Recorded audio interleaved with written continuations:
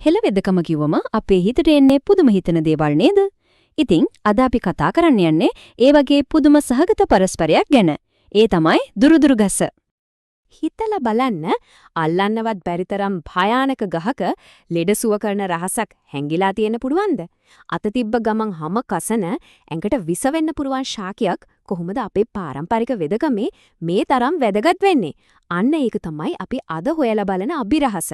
ඇත්තටම සමහර වෙලාවට බලවත්ම සොය හැංගිලා තියෙන්නේ අපිව ඈත් වෙලා ඉන්න කියලා කියන දේවල් ඇතුළෙමයි. හරි අපි එනම් කතාවට බහිමු. දුරුදුරු ගහේ තියෙනවා මේ කියන දෙබිඩි ස්වභාවය. එක පැත්තකින් අනතුරක් අනිත් පැත්තේ හරිම ප්‍රබල ඔසුවක්. මෙතන තමයි වැඩේ තියෙන්නේ. එක පැත්තකින් බැලුවොත් මේ කහ ඇඟේ කෑවුනොත් හැම කසනවා හොඬරම දනවා. වැරදිට පාවිච්චි කළොත් විසයි. ඒත් අනිත් පැත්තෙන් බලන්න මේක අපේ පැරණි වෙදකමේ නැතුම බැරි දෙයක් හරිම ප්‍රබල බෙහෙත්වල උල්පතක්. අන්නේ පරස්පරය නිසා තමයි දුරුදුරු ගහ මෙච්චර විශේෂ වෙන්නේ. හරි. එහෙනම් අපි මේ අභිරහස ටිකක් පැත්තකින් තියලා කරුණු ටිකක් බලමු. කවුද මේ දුරුදුරු චුවන්නේ? ඇයි එහෙම නමක් වැටිලා තියෙන්නේ කියලා අපි හොයලා බලමු. හොඳයි. විද්‍යාත්මක පැත්තට ගියොත් මේකට කියන්නේ ට්‍රැගියා ඉන්වොලුක්‍රේටා කියලා. යූෆෝබියේෂියා කියන ශාක කුලයට තමයි අයිති. ලංකාවේ කැලෑවල වැවෙන වැලක් දැන් බලන්න අපේ පැරණන්ගේ නුවණ. මේක ඇඟේ ගෑවුනම දන නිසා එයාලා මේකට හරිම අපූර්ව නමක් දාලා තිනවා දුරුදුරු. ඒ කියන්නේ මොකද්ද? දුරින් නිනන් බලන්න. නියමයි නේද? නමෙන්ම කියනවා ළඟ තෙන්න එපා කියලා. හරි.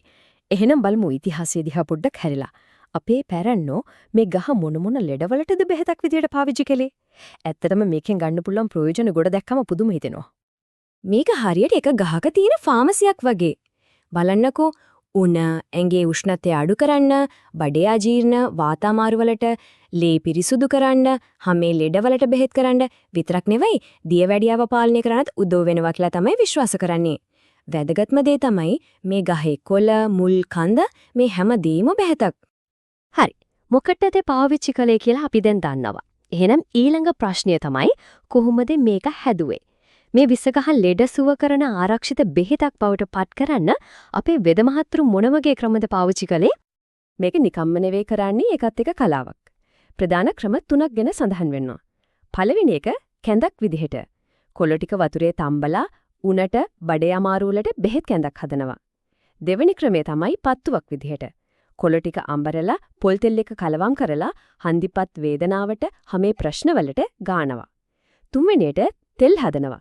කොළ ටික තෙල් එක රත් කරලා හදාගන්න තෙල් ඉදිමුම් වලට කොන්දේ කැක්කුමට පාවිච්චි කරනවා. බලන්න මේ දැනුම කොච්චර ප්‍රායෝගිකද කියලා. හොඳයි මේ ඔක්කොම පැරණි දැනුම. දැන් ප්‍රශ්නේ තියෙන්නේ නූතන විද්‍යාව මේ ගැන මොකද්ද කියන්නේ? අපි බලමු මේ ගහේ තියෙන බෙහෙත් ගුණ පිටිපස්සේ තියෙන විද්‍යාත්මක කතාව මොකද්ද කියලා. පළවෙනිම දේ තමයි මේක ප්‍රදාහ නාශක ගුණයෙන් යුක්ත වීම. ඒ කියන්නේ ඇන්ටි ඉන්ෆ්ලමේටරි. සරලවම කිව්වොත් ඇඟේ තියෙන ඉදිමුම් දැවිල්ල වගේ දේවල් අඩු කරන්න මේකට පුරන. අන්න ඒකයි උණටයි වේදනාවටයි මේක බෙහෙතක් වෙන්නේ. පැරණි භාවිතයයි විද්‍යාවයි හරියටම ගැලපෙනවා. ඊළඟට මේකේ ප්‍රතිඔක්සිකාරක ගුණයක් තියෙනවා. ඒ කියන්නේ ඇන්ටිඔක්සිඩන්ට්. මේකෙන් වෙන්නේ ඇඟ ඇතුලේ තියෙන අහිතකර දේවල් එක්ක සටන් කරලා අපේ සෛල ආරක්ෂා කරන එක. ලේ පිරිසිදු කරනවා, ඇඟට ශක්තිය දෙනවා කියලා අපේ පැරණියෝ කිව්වේ අනේ ඒක වෙන්නේ නැති.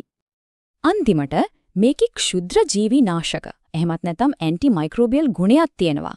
ඒ කියන්නේ ඇඟට අහිතකර බැක්ටීරියා, වෛරස් වගේ දේවල් එක්ක සටන් කරන්න මේකට බලයක් තියෙනවා. අන්න ඒක තමයි හැමේ ලෙඩවලට, ආසන්දනවලට මේක පාවිච්චි කරන්න විද්‍යාත්මක හේතුව. හොඳයි. මේ ඔක්කොම අහලා ඉවර වුණාම අපි ආයමත් එනවා අර මුලින්ම කතා කරපු දෙබිඩි ස්වභාවයට. මොකද මෙතනින් අපි ඉගෙන ගන්න ඕනේ වැදගත්ම දේ තමයි මේ වගේ දේවල් පාවිච්චි කරද්දී කොච්චර ප්‍රවේශම් වෙන්න ඕනේද?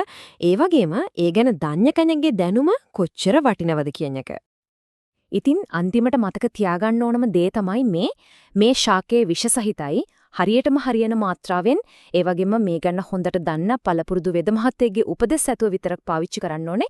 මේකෙන් අපිට තේරෙනවා ස්වභාව ධර්මයේ තියෙන මේ වගේ ප්‍රබල දේවල් එක වැඩ කරද්දී කොච්චර සැලකිල්ලක් ගෞරවයක් දක්වන්න ඕනේද කියලා. ඉතින් අවසාන වශයෙන් හිතන්න දෙයක් ඉතුරු වෙනවා. මේ විදිහටම හරීම සැලකිල්ලෙන් ගෞරවයෙන් හොයලා බලලා නැවත සොයාගන්න බලාගෙන ඉන්න ස්වභාව ධර්මයේ හැංගීලා තියෙන තවත් රහස් කීයක් නම් ඇද්ද? අපි පැරණි දනුමේ ගැඹුර ගැන ආයෙත් සැරක් හිතන්න මේක හොඳ අවස්ථාවක් නේද?